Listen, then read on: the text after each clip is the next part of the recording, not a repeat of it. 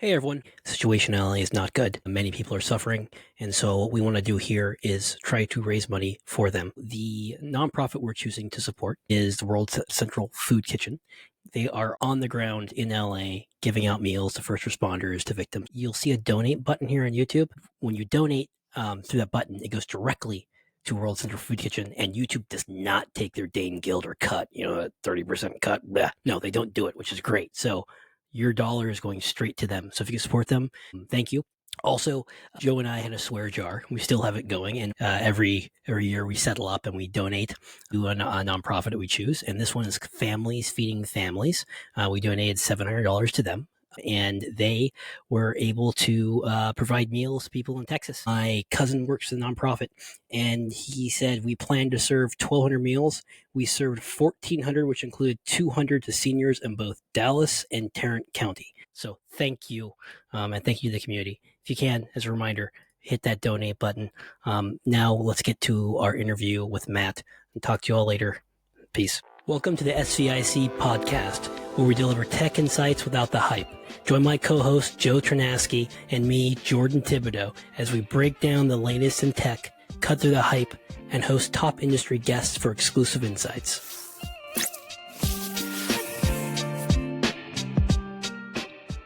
I put a message out on Twitter, and Atoya saw it, and she said, hey, you should get, should I call you Matthew or Matt? You go either way.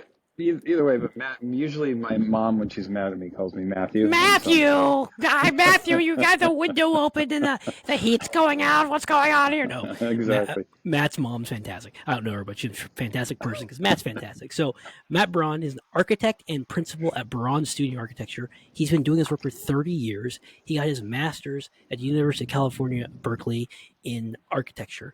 And I put a tweet out, Antonia connected to him, and I said, hey, I'd love to get someone to come talk about the fire, and then also go talk about the rebuilding process and what's it like going through this whole entire thing. And Matt said, hey, I'm on a bike ride right now, but I'll join you. So Matt, thank you so much for joining us. I really appreciate it. Yeah, absolutely. No problem. Yeah.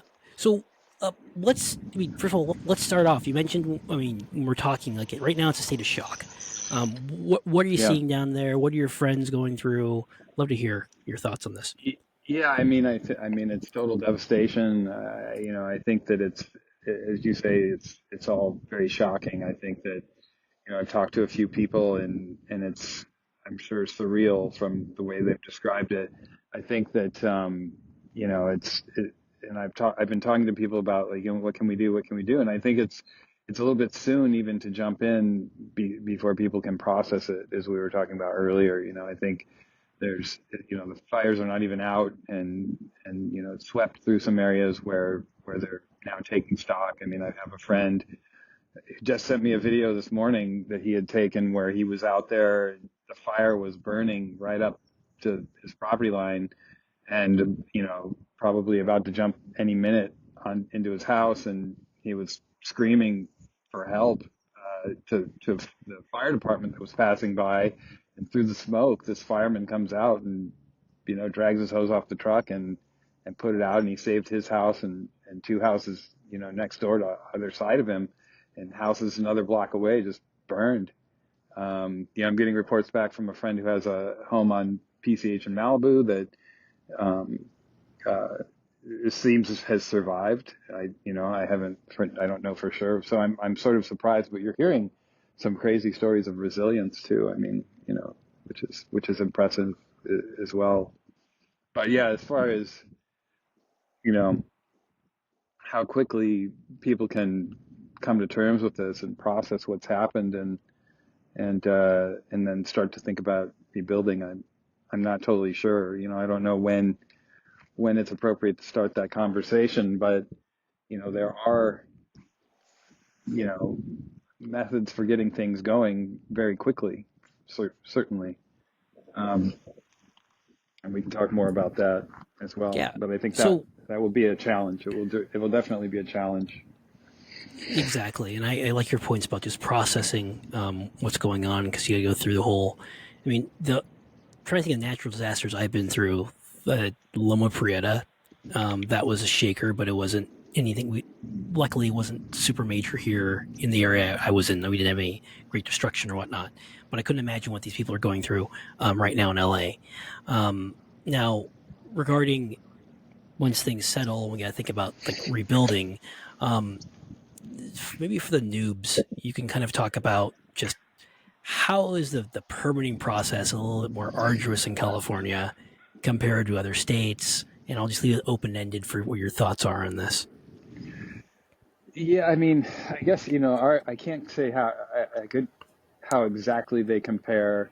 I mean, I've done my own research, but I certainly know the challenges that are specific to California, and my understanding that, it's just a far more highly regulated environment. And we've certainly seen it. We do a lot of work in the Bay and a lot of work in Los Angeles. Well, not as much work in Los Angeles, but we also do work in Los Angeles. And any of the people that you see on Twitter that are real estate developers can kind of tell you the process is arduous and painstaking. I mean, and I think a lot of times needlessly so. I think that there's so much regulation, particularly around things. One of the hot topics right now is about neighborhood character, right? Because all these new state laws, SB 35, AB 1287, 684, we're doing a couple of 684 projects already, 1127's coming up, and all those things are helpful. But I think that, the pushback is around neighborhood character, and so you get these very subjective viewpoints on what neighborhood character is about. And you have various, especially in Los Angeles, you have various neighborhood committees, and then you have other layers of regulation in Los Angeles. Coastal Commission, CEQA is a big one. A lot of our projects are small enough to be CEQA exempt, but it doesn't stop people from What's CEQA? And you mentioned like 1287, late 87. Can you? Yeah, sorry. So We're all I noobs don't. here. Yeah, no, I don't know how into the weeds you want to get, but like CEQA is the California Environmental Quality Act, and that's you have to do impact reports for projects to show that their impact won't be environmentally harmful, and so they include things like traffic counts and reports, and you know. What are the other impacts, like groundwater will get checked. What would the potential impact to infrastructure be? Other resources coming into the site. So these reports become these massive volumes of work and time and money. And for smaller projects in urban areas, you don't need those. You don't need to do those. They're what you call CEQA exempt. And so but there are groups, and they'll use that CEQA requirement as a tool to stop projects. So, one of the things they'll do is they'll say, we think there's an environmental, we're going to challenge your CEQA exemption, and they have the ability to kill a project. But, recently in Oakland, there was a union that used it to stop a project. We've had projects in Los Angeles that neighbors that don't like projects will threaten CEQA lawsuits to stop projects. We've also had them sue through the Coastal Commission. The other one that I mentioned was Coastal Commission. It's another kind of regulatory check to make sure that the impact of your project isn't going to be, harmful to the coast and the coastal environment. And, this is another tool that neighborhoods use to, try to appeal the project, and they can put you through multiple appeals at the planning department. They can put you to multiple appeals at Coastal Commission. They can run appeals against CEQA. They can delay your projects by years and years and years. And, depending on how big of a developer you are, you only have so much resources, so many resources to carry costs on your property before, you're underwater. Time, does equal money in these cases. And so, we've had, projects stopped this way. We've also had projects where we prevailed. And, Mm-hmm. but it's, So a lot of the numbers, the alphabet of numbers there that I was rattling off are new California state laws that are designed to prevent this kind of obstruction and streamline things. The issue with a lot of that is it generally tends to be tied to affordable housing, not completely. So our SB 684 project it will be market rate housing, but if you're tying those things to affordable housing, you're potentially hamstringing the developer, and it will go unused. I mean, even with SB 684, the one we're working on, it's a very narrow window of projects that it applies to. It's under 10 units, so you have to max out the density, but it can't be more than 10 units. So suddenly it's a kind of narrow window to which this applies. And the same thing with other requirements around this stuff. So affordability requirements, sorry about that, affordability requirements, and other things that can hamstring some of these regulations that are designed to kind of streamline and move things through quicker than they have been moving. Right. So I can tell based on what you're saying, you're a big fan of NIMBYs. Maybe more a big fan of YIMBYs, but yeah. even that doesn't get the whole picture. It's more complex because it isn't just like build more necessarily. It isn't just ease regulations. I mean, regulations aren't the only issue that we face. I mean, we're facing cost issues, interest rate issues, inflation, all these other factors that tie in. I mean, even in, people try to point to simple examples of like where you built more and rents have gone down, but there are places where they built more and rents have not gone down, but you make a place more desirable and more people start moving into it. Maybe they're buying up housing and holding it vacant for, luxury rentals or whatever, their own use. So you get these sort of multifactorial interactions, and it's really difficult to kind of suggest simple solutions because it doesn't work that way. But that the regulatory environment is certainly a big part of the problem, and it would be one less problem if we could minimize that. I mean, Antonia's tweet today was about self certification. I'm licensed by the state of California, and I design a building per code requirements, and then I hand it to a building plan check official who gets paid the same amount that I get paid to look at the drawings that I got to, design the building and draw it. And so I understand, it's like how much regulation and safety is enough, especially when you're talking about California and all the sort of hurdles in Los Angeles in particular. You're talking about like 50, various sign-offs that you need from across, 5 or 10 departments. And, 50, my God. It's something, it's in that neighborhood. I know, but it's a lot. Because it's, you go through the planning department, but then there's environmental check, there's CEQA, there's, local neighborhood groups, there's coastal commission, there's, all these sort of subcategories under each department. And so, it's a massive amount of regulation. And, I guess if you went too far in the other direction, maybe you would have unsafe buildings, but there's a lot of conversation around this issue of how much safety is enough and how much is just kind of too much. I mean, right now, you're also hearing a lot of talk about the size of apparatus, fire trucks. Do they need to be as big as they are? Do streets need to be as wide as they are? Do buildings need to have as many stairs as they do, making the building potentially more expensive and less ugly? So I think there's a lot of work to be done, but who's doing it, and who's going to do it, and who has the time to do it? If you're a developer, you're trying to get something built. The clearest and easiest way is, if you make noise and you try to push against any of those regulations, you're going to make it take longer. You know what I mean? Mm, Because it's right. just easy. It's easier to do what they ask. You know, I've had people threaten they're going to red flag my projects for arguing with them too much. You know, so Holy it's better shit. to just say, yes, sir.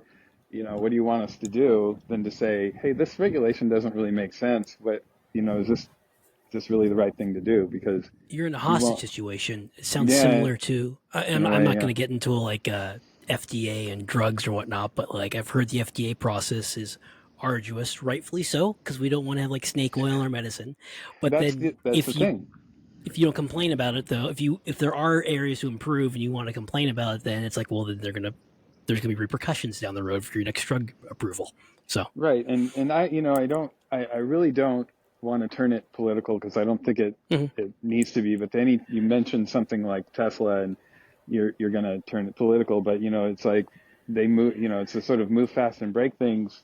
And then they have, potentially the most dangerous car on the road. So, you know, where it's a line that you need to carefully consider potentially, but you know, it has repercussions of swinging too far in either direction, I think.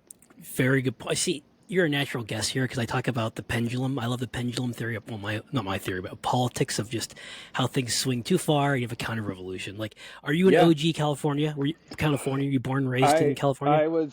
I've been here since I was like maybe 5 or 6. Okay, So I as a someone who was born here, I've adopted you. You're officially a Californian. Right? I'm gonna call you an OG Californian. But you remember the '90s when the sad tragedy of Polly Klaas happened, and that the yeah, murderer he decided to do a double finger to the police, to the photographer, Mercury News or something, and that made the cover of the newspaper. And everyone was just like, every parent was like, I never want to see that happen. So three strikes law got passed, and then right, we started putting tons of people behind bars, right. and then For as time went like on, we're like, stealing a carton of yeah, milk or something, right? exactly. It's like, do we really need to put him away for 25 years of life on a third strike for Right. that? And then And, the pendulums tried to and correct, but it over kind you of could corrected. steal Yeah. anything now, and Yeah. not have to face any consequences. I believe me, I live in the Bay Area. I know. So I got to you're go into like, the store and Jordan, everything Jordan, shit's Jordan, locked you who up you're now, talking to here. Yeah. Yeah, So so I like that. I like how you put that. With Carol, there's a point here. She said simplification of the approval process has to be the focus. Balancing safety is important, but simply look at what it takes to build in, say, Iowa versus California. Well said, Carol. And she says, hi, Matt, too.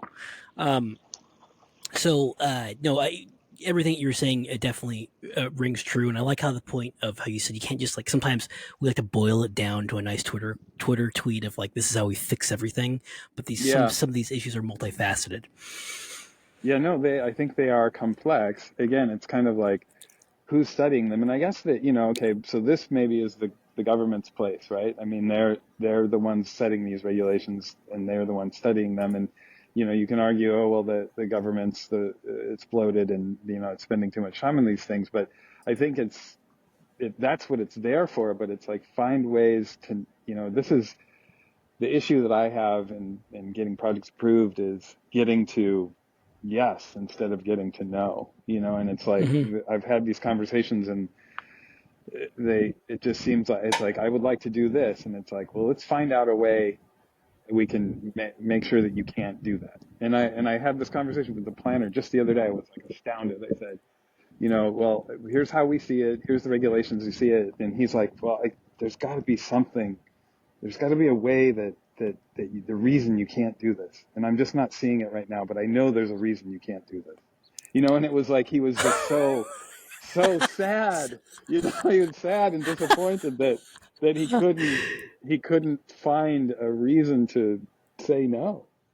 To You know, use the power. That's really unfortunate. I mean, Uh, and so um, it's like a mentality shift we need or something, that's true. which may be Have coming. I hope so. Maybe I don't put you on a spot, but Scott Wiener has been a champion of. There's some I forgot what the name of the policy was, but if certain cities didn't build enough housing on their development plans, then there is Yeah. some remedy where you go to the state capitol and you just push the project through. Well, Maybe you can talk about that and correct me. Yeah. so there's RENA numbers that each city has to hit, right, based on their population density, and you have to build a certain number of units of housing, which, on the one hand, it's like, I support that. I think on the other hand, it's like we were saying earlier, things like interest rates are out of control of any given city. So, build this number of units, but you need the developers to build the units. And if construction costs are out of control and interest rates are out of control, then they're not going to build. You can make it as streamlined and easy to build as you wanted to, and you can't change those things. But the RENA numbers are what the cities are supposed to be hitting, and if they don't hit those, well, they need to come up with a plan to meet those numbers, and that plan is called the housing element, and each city needs to have one adopted by a certain date. And cities that don't have them then are subject to builder's remedy. For a little while, there were a number of cities, particularly like places like down on the peninsula. We had a project like that in Menlo Park, and we've seen a few others around. I mean, my hometown, Huntington Beach, is also in the spotlight all the time because they don't want to have to meet their density requirements there. So they're always looking for ways around meeting those requirements. And so this is also tied to that conversation earlier about neighborhood character, is like putting in 10 units where a single family house existed is upsetting to some people. From my view, change is kind of inevitable, and this is part of the solution to things like fires is density, right? I mean, I understand there are people that want to live outside of cities, and I'm sure there's a way to do that, but I was also just talking to somebody about the fact that since 1991, Mike Davis has been talking about the cycle of fire, flood, drought in Malibu, and there have been X number of fires. We know that Malibu burns, and we keep rebuilding back there. And so what is it going to take to either do that right, or spend the time and the money to do that right? But density would potentially, allowing more density would potentially relieve some of the pressure on sprawl and places being built up in outer regions, especially outer regions that are subject to extreme climate events, especially as climate change, worsens both by our own, the pressure we're putting on it, and the pressure that's occurring on it naturally. So, there's only so much we can do with that, and we need to start thinking about other solutions than that aren't just about stopping climate change. Because how much can we actually do as individuals, or even as a city? Because it's a global problem. Correct. It's a tragedy of the commons to a degree. And I like to also talk about what is it in us and humans where we are when we're younger, before we own a house, we're up for, and this is a generalization, but we're okay with change and things moving around. But then once we finally save up our money and we buy that house we want everything around that area to freeze in time and no change Yeah, to happen whatsoever. I can't speak to it. I mean, I've had conversation because I'm not that person. I'm 53, and I've got like Peter Pan syndrome or something, right? But I've been in and out of houses. I've changed. I've moved. I've watched things get built around me. I mean, and I'm an instrument of that change. So it would be hypocritical to sort of say that I was against it somehow. But I certainly see it a lot. I mean, I've been the target of many a neighbor that just feels that I don't know what it is with the human quality or human nature, part of human nature, that says we just can't see how we can't allow these things to change once we've settled in this place. I've had many conversations with neighbors. I've had many come out and protest and say, can't you just keep this lot open and turned into a park for us? Or just neighbors that say, I will never let you build here. This has been an empty lot for as long as I've lived here, whatever it might be. And that's maybe more of a psychologist's realm. I mean, I've done some armchair psychology myself and been to enough therapy, but I don't have an answer. You probably haven't seen it, but there is a show called The Boss by Kelsey Grammer. It was on Showtime. It was basically, everyone's seen House of Cards because that blew up. The Boss never did. But if you can, watch episode 1. There's a first 10 minutes. There's a scene where Kelsey Grammer he's the mayor of Chicago. I He's in love his Frasier. office. It's great. No, that's Frasier, great show too. My dad loves it also. He's watching reruns all the time. He's in his office, and then two contractors come up, and contractors saying, "Well, we're working on they're trying to expand this airport." And Kelsey told him specifically, if anything happens, you find a Native American burial site or anything crazy, you just let me know right away. And of course, they find a Native American burial site, and the contractors go to the news first, and they don't go to Kelsey Grammer. And Kelsey Grammer is like listening to the guy make his excuse of why he did it. And Kelsey Grammer goes up, almost rips his ear off, and says, "I've been trying to develop this airport for 30 years. I had to go through Native Americans, and then it just happened to be that people from the Underground Railroad were built in the path of my airport, and I spent 15 years moving those." And so Yeah. you hear Yeah. about all the Yep. things you go through just to get anything Yep. done in society. So Yeah, no, those are real things. I think we found a bone on a property once, and we found all kinds of stuff, underground storage tanks. I mean, and then this is like, after all the things you expect and know are going to happen, then there's all the unexpected stuff. So exactly. I hear you. For last 5 minutes, any just general thoughts on things that we haven't covered that you want to dive into a little bit more? Well, I don't know. I mean, it's like I always have something I suppose to say, but I guess that, I spend a lot of time kind of, like I said, complaining, and I don't think that that's productive. I think the question is what can we do? And, I think that I will say that with the SB stuff and the AB stuff that I've seen, it certainly feels like a step in the right direction. And, it's interesting because it's regulation to combat over-regulation, which is an interesting kind of contradiction in a way.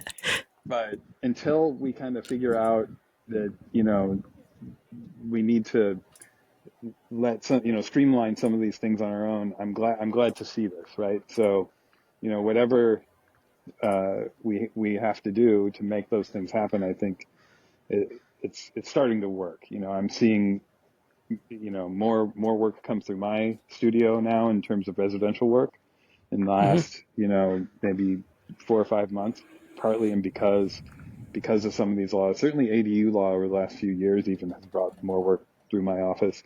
But I think that the regulations that we're starting to see are really helping. And I'm hoping that in this year coming up in 25, we'll see, there are many who are skeptical, but we'll see some interest rates come down and maybe costs have leveled out and people will start to build again, because it certainly does help stabilize costs.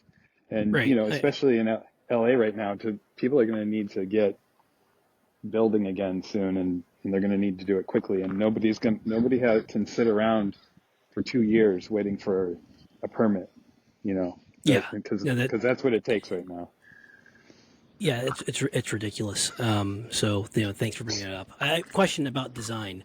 It seems like there's been a recent conspiracy or fad that every house in my neighborhood now has to be, the new designs are painted white, black roof. Like, what's with this new prison design? Is it just? I don't know about that. But the black roof is not an environmentally sustainable move. I mean, you want a white roof because you don't want to, especially if you're in California. Yeah, you want to reflect heat. We do mostly like TPO, like plastic roofs with white reflective material. I don't know, man. The trends in design, people ask me about it. I don't think that I'm good at tracking them. I mean, we kind of don't follow them. We just do what we do, and my hope is that it's timeless, Mm-hmm. So people it's like anything. I would have this talk with architects, with artists, like who sets the taste, is a weird thing. So Yeah, I don't know. No. But yeah, have your neighbors call me instead. I will. Sorry. Another question. with these people seeing these buildings getting burnt down, and I mean, it's one, the embers falling on the roof, and the other thing is just the windstorms. And are there things that we can, like, let's say if we're getting a house built, that we can request to the architect to make our houses Yeah, I mean, less at risk of burning down? I Yeah. mean, there are guidelines that anybody could grab and use. I mean, I don't know if you could see the hills in the background here, but Hmm. the Oakland fire happened not all that long ago. And so now when we build in Oakland Hills, there's defensible, you know, fire barriers that you have to build into the house, and you have to consider materiality, and you can't have combustible materials on the exterior of the house, and certainly not on the roof, which is probably where, you're seeing most of the fire kind of catch.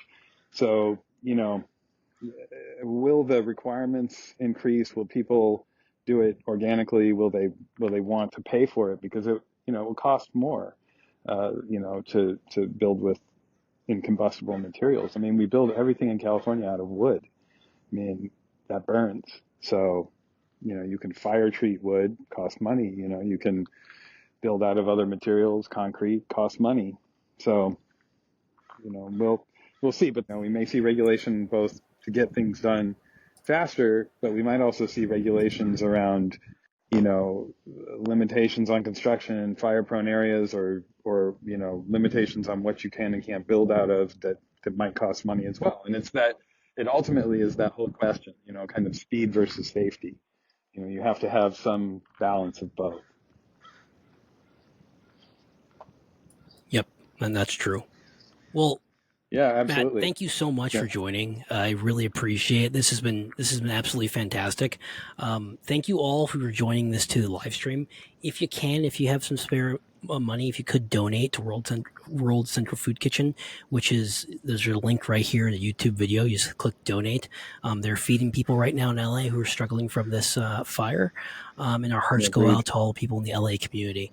So thank you all for watching. We appreciate it. Matt, stay on for a second, and we'll talk to you all later and see you on Monday at 12 p.m. Pacific Standard Time for our next stream.